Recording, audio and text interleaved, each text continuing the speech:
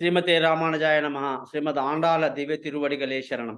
నిన్న మనం రామాయణం ఘట్టంలో దశరథుడికి నలుగురు పుత్రులు జన్మించటం, దశరథుడు, కౌసల్య, సుమిత్ర, కైకేయి భార్యలందరూ కూడా ఎంతో సంతోషంగా, ఆనందంగా పిల్లల్ని చక్కగా పెంచుకుంటూ చాలా ఆనందంగా గడుపుతున్నారు.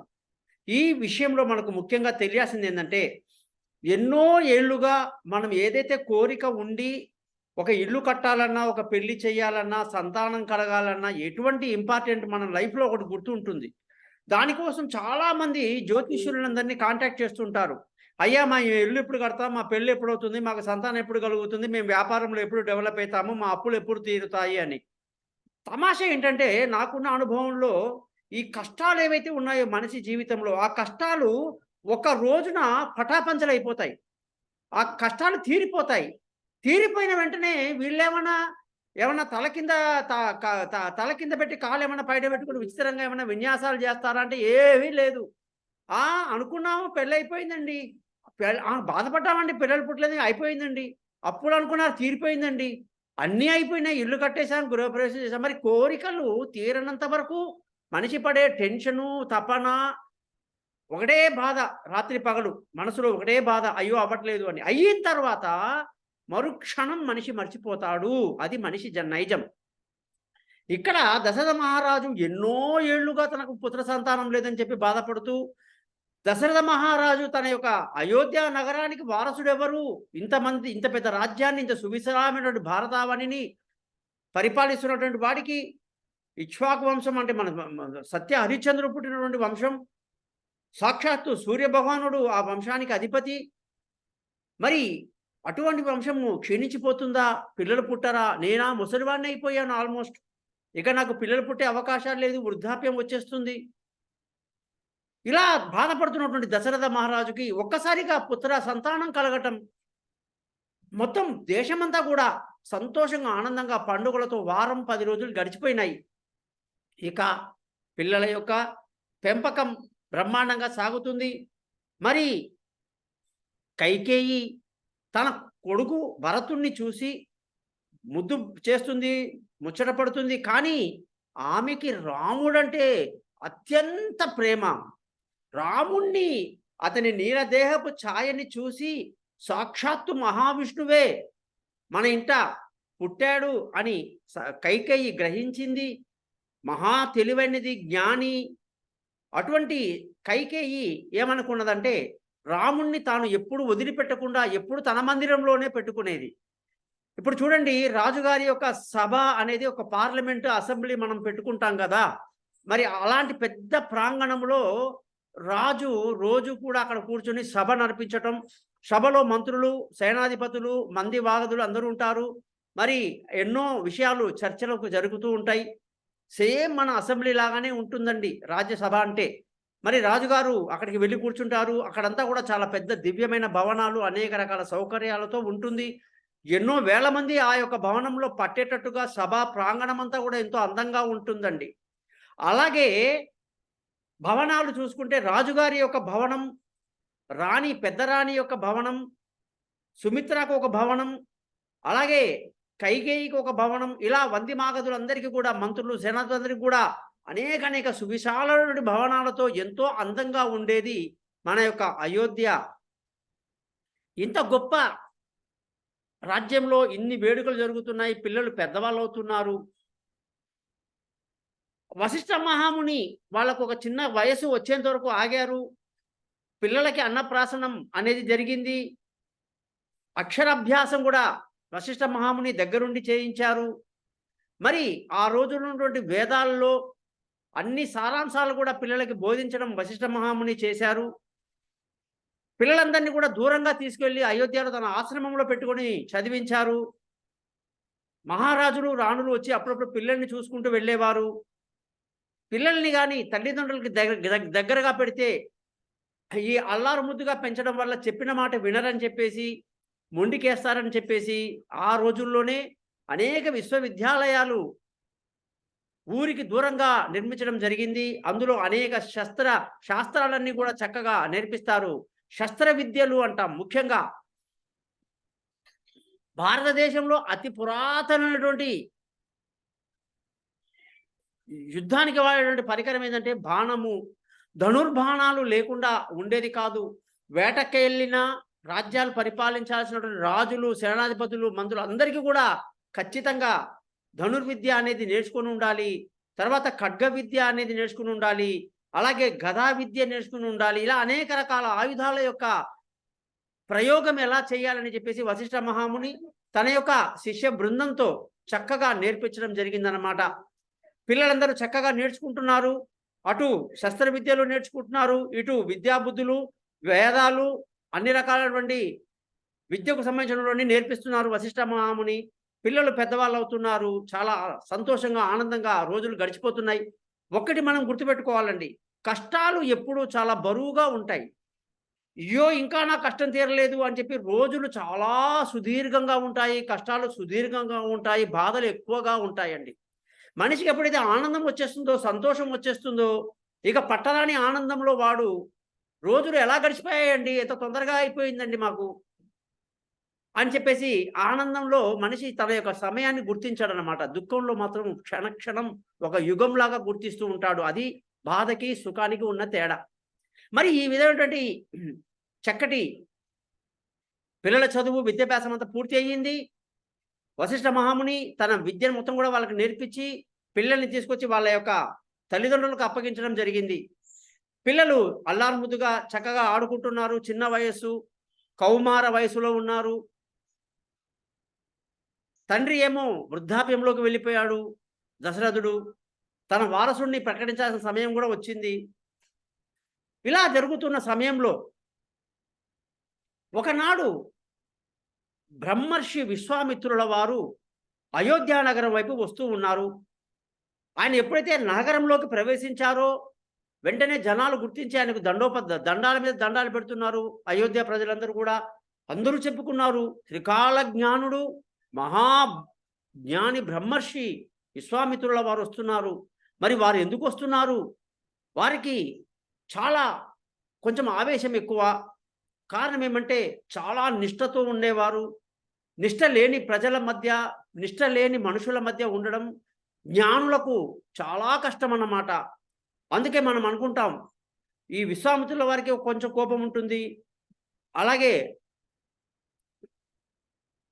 అనేక ఋషుల పేర్లు మనం చెప్పుకున్నప్పుడు వీళ్ళకి ఎందుకు కోపం ఎక్కువగా ఉంటుంది అంటే తపస్సు బాగా చేసేవాళ్ళు, ఏకాంతాన్ని అనుభవించే వాళ్ళు, ప్రశాంతంగా జీవించిన వాళ్ళు జనాల మధ్యకి వచ్చేసరికి జనాల యొక్క అజ్ఞానము, వాళ్ళ యొక్క పిచ్చి చేష్టలు, వాళ్ళ యొక్క ఆలోచన విధానాలు వీళ్ళకు నప్పవు. అందుకే దూర్వాస మహాముని కూడా చూడండి చాలా కోపిష్టి అంటారు. అయితే ఇక్కడ విశ్వామిత్రుడు ఎప్పుడైతే రాజ్యంలోకి వస్తున్నారో ఆ వార్త అలా అలా అలా రాజుగారికి చేరిపోయింది. ద్వారపాలకులు వచ్చి రాజుగారికి చెప్పారు, మహారాజా మహారాజా విశ్వామిత్రుల వారు ఏదో పనిగా మన రాజ్యంలోకి ప్రవేశించారు, మిమ్మల్ని దర్శించుకోవడానికి వస్తున్నారు అనేసరికి వెంటనే టకటకటక బ్రహ్మర్షికి అన్ని రకాల స్వాగత ఏర్పాట్లు చేసేశారు. అనేక వందిమాగదులు అందరూ కూడా ఆయన రాక కోసం ఎదురు చూస్తూ ఆయన రాగానే ఆయన మీద పూలు చల్లి ఆయనకి ఘన స్వాగతం చెప్పి రాజమందిరానికి తీసుకొచ్చి రాజుగారి సభలో ఆయనని మంచి ఆసనంలో కూర్చోబెట్టారు. వీళ్ళ యొక్క మర్యాదలకి సంతోషపడి విశ్వామిత్రుడు చక్కగా ఆసీనుడయ్యారు. వెంటనే దశరథుడు తన భార్యలను పిలిపించి ఆయనకి విశ్వామిత్రుడికి పాదాలు కడిగి పళ్ళెంలో చక్కగా అన్ని పాదాలు కడిగి ఆ నీళ్లను తల మీద చల్లుకొని ఆ యొక్క స్వామికి నమస్కారం చేసి పూజలు చక్కగా ఆయనకి పూలు అవన్నీ సమర్పించి గంధము అనేక రకాలుగా సమర్పించి దండం పెట్టుకున్నారు. అయిన తర్వాత కాస్త సుఖ ఆసనులు అయిన తర్వాత అప్పుడు దశరథుడు అడిగారు, మహానుభావ ఎంత అదృష్టం మాకు, ఈ రాజ్యానికి మీరు రాక వచ్చారు, ఏ కార్యంతో మీరు ఇక్కడికి వచ్చారో సెలవివ్వండి అని అడిగితే అందుకు చిరునవ్వు నవ్వుతూ దశరథ నీ మాట తీరు, నీ వినయం, నీ యొక్క అతిథులకు నువ్వు ఇచ్చే గౌరవం చాలా సంతోషపడ్డానయ్యా, నీ యొక్క మర్యాదకి సంతృప్తినయ్యాను. ఒక చిన్న పని మీద నేను నీ దగ్గరికి వచ్చాను. ఏమిటా పని? సెలవు ఇవ్వండి స్వామి, వెంటనే ఆ పనిని నేను నేర్చేస్తాను, క్షణం కూడా నేను లేట్ చేయను అని అన్నాడు ఆయన. అందుకు విశ్వామిత్రుల వారు అన్నారు, నేను నా యొక్క ఆశ్రమంలో చక్కగా యజ్ఞాలు యాగాలు చేస్తూ ఉంటానయ్యా. ఆ యాగం చేస్తున్నప్పుడు మారీచ సుబాహులని చెప్పేసి ఇద్దరు రాక్షసులు వచ్చి ఆ యజ్ఞాన్ని భంగం చేస్తున్నారు. ఆ యజ్ఞంలోకి మాంసము, రక్తమంతా వేసి ఆ యజ్ఞాన్ని ధ్వంసం చేస్తున్నారు. వాళ్ళ యొక్క ఆటలు విపరీతంగా ఉన్నాయి. వాళ్ళని ఎదిరించలేకపోతున్నారు జనాలు. వాళ్ళకి భయపడిపోయి ఋషులు, ఋషి పత్నులు, వాళ్ళ పిల్లలందరూ కూడా తలుపులు తీసి లోపలికి బయటికి రాకుండా అందరూ కూడా తమ యొక్క ఇళ్లలో ఉండిపోవాల్సినటువంటి భయానకమైన పరిస్థితి వస్తుంది. మరి ఇటు ఆ ధ్వంసం చేస్తుంటే యాగాలు, యజ్ఞాలు ప్రపంచం ఎలా సుభిక్షంగా ఉంటుంది, దేశంలో ఎలా వర్షం కురుస్తుంది, ప్రపంచంలో జనాలు పంటలు, పాడి పంటలని బాగా రావాలి, ప్రజలందరూ బాగుండాలి, నీళ్లు చక్కగా వర్షం కురవాలి, అందరికీ నీళ్లు అందుబాటులో ఉండాలి. మరి దానికంతా కారణం యజ్ఞమే కదా నాయనా. మరి అటువంటి యజ్ఞాన్ని వీళ్ళు పాడు చేస్తున్నారు అని తన బాధను చెప్పుకొని, అలాగా అయితే తక్షణం చెప్పండి నన్నేం చేయమంటారు అంటే, నువ్వు చేయాల్సిన పని ఒకటి, నీ కుమారుడు శ్రీరామచంద్రుణ్ణి నాతో పాటు పంపించు. నేను అతని చేత ఆ రాక్షసుల్ని సంహరింప చేసుకొని నా యజ్ఞాన్ని నేను నిరాటంకంగా నిర్వర్తించుకుంటాను అని చెప్పారనమాట. ఒక్కసారిగా దశరథుడు మ్రాన్పడిపోయాడు తన ఆసనంలో. అంతసేపు నిలబడ్డటువంటి వాడు కూలపడిపోయాడు అనమాట. వెంటనే వశిష్ఠులు అందరూ కూడా కలిపి ఆయన్ని లేపి కూర్చోబెట్టి, నేనేం వింటున్నాను అని ఆశ్చర్యపోతున్నాడు ఆయన. 14 కూడా ఏళ్ళు నిండని ముక్కు పచ్చలారని బాలుణ్ణి మీ వెంట అడవిలోకి పంపించమంటారా? అందులోనూ రాక్షస సంహారం మా పిల్లవాడు చేయాలా? మహర్షి, ఇంతమంది వంది మాగధులు, ఇంతమంది సేనము, ఇంతమంది బలగాలు నాకుండి, నేను స్వయంగా యుద్ధం చేయగలిగేటువంటి శక్తి సామర్థ్యం ఉన్నవాణ్ణి, నేను నా యొక్క సైన్యంతో మీ యొక్క యజ్ఞశాల దగ్గరికి వచ్చి కాపలా కాసి ఆ రాక్షసులను సంహరిస్తాను. పిల్లవాడిని మాత్రం పంపించమని అడగండి. చిన్న పిల్లవాడు, ఈ అసందర్భమైనటువంటి కోరిక నాకు అర్థం కావట్లేదని చాలా ఆశ్చర్యపోయాడు ఆయన. అందుకు విశ్వామిత్రుడు అన్నారు చాలా శాంతంగా, లేదు నాయనా, ఒక కార్యంగా వచ్చాను. శ్రీరాముల వారు కారణజన్ముడు, నా చేత పంపించు, నేను అతన్ని తీసుకువెళ్ళాలి, అతని శక్తి సామర్థ్యాలు పరీక్షించాల్సినటువంటి పరిస్థితి వచ్చింది, ప్రపంచానికి తెలియజేయాల్సి వచ్చింది అన్నటువంటి ఉద్దేశంతో ఆయన చిరుమందహాసంగా, పుత్రవాత్సల్యం కొద్దీ నువ్వు ఇలా భయపడిపోతున్నావు, కాబట్టి నువ్వు ఆ యొక్క దిగులు వదిలేసేయి, నీ యొక్క శ్రీరామచంద్రుని నాతో పాటు పంపించు అని మళ్ళీ అన్నారు ఆయన. మళ్ళీ ఈయన నోట్లో తడి ఆరిపోయింది, చేతులు కాళ్ళు వణుకుతున్నాయి. రామా రామా రామా అంటూ రాముడి మీద పంచప్రాణాలు పెట్టేసుకున్నాడు దశరథ మహారాజు చిన్నప్పటి నుంచి కూడా. ఆ నీలమేఘశ్యాముణ్ణి చూసినప్పుడు, ఆహా, శ్రీ మహావిష్ణువే నా యొక్క ఇంట్లో పుట్టాడన్నంత ఆనందంలో ఉండినటువంటి పరిస్థితిలో, లేదు నీ కొడుకు నాతో పాటు పంపించు, అరణ్యానికి పంపించు, రాక్షసులతో యుద్ధం చేయాలి అంటే ఎంతటి తండ్రికైనా సరే ఎంతగా విలవల్లాడిపోతారండి. అదే పరిస్థితి దశరథుడి అన్నమాట. చాలాసేపు వేచి చూశారు విశ్వామిత్రుల వారు, కానీ ఈ యొక్క దశరథ మహర్షి సమాధానం రాలేదు. చాలా విసుగొచ్చింది. రాజా, ఏం నిర్ణయం తీసుకున్నావు చెప్పు. అదే స్వామి, దయచేసి నన్ను మన్నించండి, నా కొడుకుని పంపడం కుదరదు, నేను నా సైన్యంతో వచ్చి మీ యజ్ఞాన్ని కాపాడుతాను. నేను అడిగింది ఏమిటి? రాముణ్ణి పంపమని. నువ్వు చేయాల్సిందేంటి? రాముణ్ణి పంపాలి, అంతేగాని ఎక్స్ట్రా మాట్లాడొద్దని చెప్పేశారు ఆయన. నువ్వు అధిక ప్రసంగం చేస్తున్నావు రాజా అంటే, ఆయన ముక్కుపచ్చలని ఆడిని, ఆ ప్రాణం పెట్టుకున్న పిల్లవాడిని, లేక కలిగిన సంతానాన్ని మీతో పంపించమంటారే, ఇది ఎలా సాధ్యం అని మళ్ళీ మొండికేశాడు ఆయన. అయితే ఇదే నాని చివరి మాట. హరిశ్చంద్ర వంశంలో పుట్టి, ఇక్ష్వాకు వంశంలో పుట్టి, ఆ యొక్క సూర్యదేవుని యొక్క అనుగ్రహం వల్ల ఉన్నటువంటి నువ్వు ఇలా పచ్చి అబద్ధాలు మాట తప్పటం, వచ్చిన పని నువ్వేమడిగితే అది ఇస్తానని చెప్పి నువ్వు ముందు చెప్పావు, ఇప్పుడు నాకు కుదరదని చెప్తున్నావు, కాబట్టి ఇలాంటి మాట తప్పిన వాడితో నాకు మాట్లాడాల్సిన అవసరం లేదని చెప్పి చికాకుబడి వెంటనే సింహాసనం లేచి ఆయన వెళ్ళిపోయారు బయటికి. చాలా కోపంగా వెళ్ళిపోతున్నారు. వశిష్ఠ మహాముని గారికి చాలా భయం వేసింది. వశిష్ఠ మహామునికి విశ్వామిత్రుడికి ఎంత పెద్ద అనుబంధం ఉండేది, ఎంత గొప్ప రిలేషన్షిప్ అనేది మనకు ఫ్యూచర్లో నేను చెప్తాను వాళ్ళ యొక్క కథలు. అయితే వశిష్ఠ మహాముని వెంటనే అయోధ్య రాజుని పట్టుకొని, దశరథ, ఏం చేస్తున్నావు నువ్వు? విశ్వామిత్రుడు త్రికాలవేది, ఆయనకు తెలియని విషయం అంటూ లేదు. ఆయన వచ్చి నీ కొడుకును అడిగాడంటే దానికి ఒక పెద్ద కారణం ఉంటుంది. కారణం లేకుండా ఆ స్వామి ఇక్కడికి రారు. వెంటనే వెళ్ళు, ఆయన్ని తిరిగి రమ్మని చెప్పు, వెంటనే నీ కొడుకును ఆయనతో పంపించు. నేను చెప్తున్నాను, నీ కొడుకుకి కీర్తి ప్రతిష్టలు ప్రపంచమంతా తెలుస్తుంది, వెంటనే వెళ్ళు అనేసరికి విశ్వామిత్రుడి యొక్క కోపాన్ని చూసినటువంటి దశరథుడు వెంటనే లేచి పరిగెత్తుకొని స్వామివారిని ఆపి, అయ్యా నన్ను క్షమించండి అని పాదాల మీద పడి మళ్ళీ వెనక్కి తీసుకొచ్చి, మీరు అడిగినట్టుగా నా పుత్రుణ్ణి మీతో పాటు పంపిస్తాను, అయితే ఒక చిన్న విన్నపం అన్నాడు. ఏమిటి అన్నాడు విశ్వామిత్రుడు. అతనితో పాటు అతని తమ్ముడు లక్ష్మణుడు కూడా పంపిస్తాను.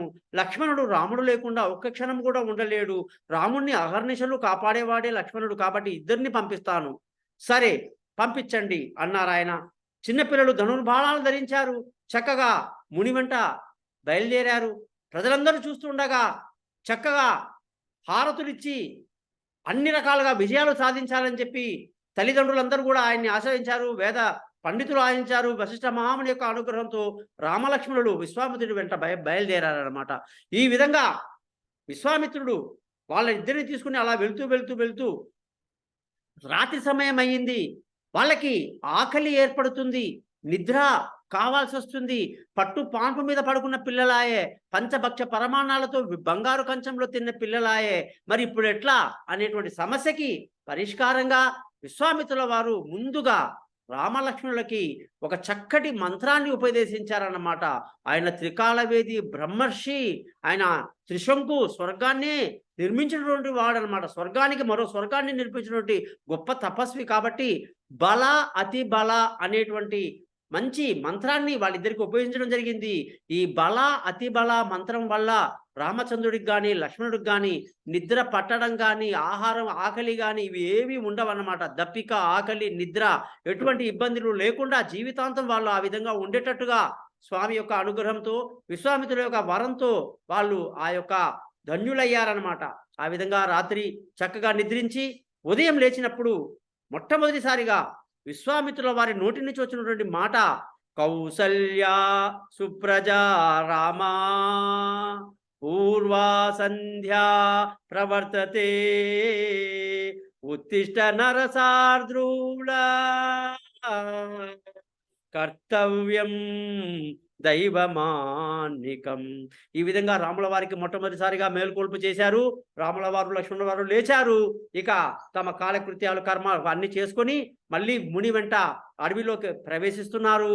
ఇక వచ్చే ఎపిసోడ్ని రేపు అద్భుతమైనటువంటి తాటకి వధ, అలాగే యజ్ఞ రక్షణ ఎలా జరిగింది, మారిజ స్వభావులు ఎవరు, వాళ్ళకు ఎక్కడ ఏమైనటువంటి సాధ్యం జరిగిందని తెలుసుకుందాం.